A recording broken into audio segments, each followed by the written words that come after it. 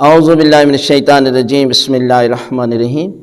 ہمارے معاشرے میں ایسی چیزیں رائج ہو گئی ہیں کہ جن کا شریعت کے ساتھ بالکل تعلق نہیں ہے، لیکن لوگوں کے ذہنوں میں یہ چیزیں راسخ ہو چکی ہیں اور انہوں نے ان چیزوں کو اپنے لیے عقیدہ بنا لیا ہے، اور یہ بزرگوں سے سنتے آ رہے ہیں۔ جس طرح مختلف لوگ بڑی تعداد میں مجھ سے سوال کرتے ہیں، تو جب میرے نزدیک سوال آتا ہے تو میں سمجھ لیتا ہوں کہ لوگوں کے ذہنوں میں کس قسم کے عقیدے جو ہے وہ راسخ ہو چکے ہیں اور وہ لوگ اس پر عمل بھی کر رہے ہیں۔ ان میں سے ایک یہ ہے کہ چھپکلی کو مارنا اور اس کے بعد غسل۔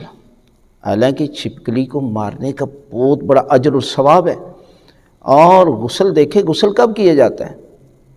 غسل تو جب انسان پر غسل واجب ہو، جیسے غسل جنابت ہے، غسل مس میت ہے، یا نظر العہد کا غسل ہے، یا واجب غسل ہی ساتھ ہیں، تو انسان کو سمجھنا چاہیے کہ ان میں سے چھپکلی کو مارنے کے بعد غسل ہے یا نہیں، تو وہاں تو غسل نہیں ہے۔ لہذا آپ شریعت مصطفیٰ کو سمجھیں، وہ شریعت کے جس کے لیے حضرت امام حسین علیہ السلام نے اتنی بڑی قربانی دے کر دین کو بچایا۔ ہمارے نزدیک تو اس کی کوئی اہمیت نہیں ہے۔